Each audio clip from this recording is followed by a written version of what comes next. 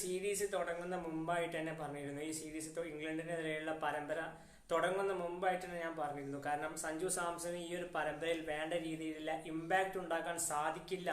സഞ്ജു സാംസണെതിരെ വ്യക്തമായിട്ടുള്ള പ്ലാൻ ആയിട്ടായിരിക്കും ഇംഗ്ലണ്ട് വരിക എന്നുള്ള കാര്യമൊക്കെ ഞാൻ പറഞ്ഞിരുന്ന ഒരു കാര്യം ഉണ്ടായിരുന്നു. അന്നൊക്കെ കുറെ ആൾക്കാർ എനിക്കതിൽ ട്രോളുകയും എന്നെ കുറെ നെഗറ്റീവ് അടിക്കുകയൊക്കെ ചെയ്തിട്ടുണ്ടായിരുന്നു. ഞാൻ പറഞ്ഞു വരുന്നത് മറ്റൊന്നുമല്ല. കാരണം സഞ്ജു സാംസണെതിരെ വ്യക്തമായ പ്ലാൻ എന്തായാലും ഇംഗ്ലണ്ട് ചെയ്യും എന്നുള്ള കാര്യം ഉറപ്പാണ്. കാരണം സഞ്ജു നന്നായിട്ട് കളിക്കുന്ന പ്ലെയറാണ്, വളരെ ഡേഞ്ചർ ആയിട്ടുള്ള പ്ലെയറാണ്. അദ്ദേഹത്തിനെ വീഴ്ത്തുക എന്നുള്ളത് വളരെ പ്രധാനപ്പെട്ട ഒരു കാര്യമാണ്.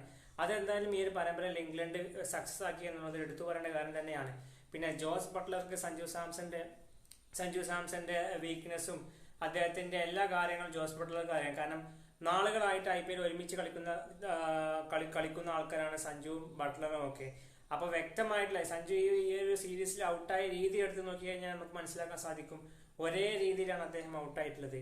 അതുപോലെ നമ്മുടെ ക്യാപ്റ്റനായുള്ള സൂര്യകുമാർ യാദവിന്റെ അവസ്ഥ നോക്കി കഴിഞ്ഞാൽ സൂര്യകുമാർ യാദവ് ഈ സഞ്ജു സാംസണാണ് ഇതിന് മുമ്പ് പരമ്പരയിൽ വളരെ മികച്ച പ്രകടനം നടത്തിയെങ്കിലും എന്നാൽ സൂര്യകുമാർ യാദവിന്റെ കേസ് നോക്കുകയാണെങ്കിൽ കഴിഞ്ഞ മുമ്പത്തെ പരമ്പരയിലും ഈ ഒരു പരമ്പരയിലും വളരെ മോശം പ്രകടനം എന്നുള്ള എടുത്തു പറയേണ്ട കാര്യം തന്നെയാണ്.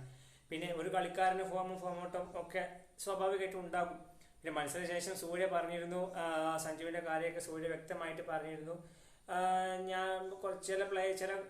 ഞങ്ങൾ ഈ ഒരു പരമ്പരയിൽ ബാറ്റിങ്ങിൽ നോക്കുകയാണെങ്കിൽ ഞങ്ങൾ ഇനിയും ഇമ്പ്രൂവ് ചെയ്യേണ്ടതുണ്ട്. അതിൽ സഞ്ജുവിന്റെ കാര്യമൊക്കെ വ്യക്തമായിട്ട് ഇന്നത്തെ മത്സരത്തിന് ശേഷം അദ്ദേഹം പറഞ്ഞിട്ടുണ്ടായിരുന്നു.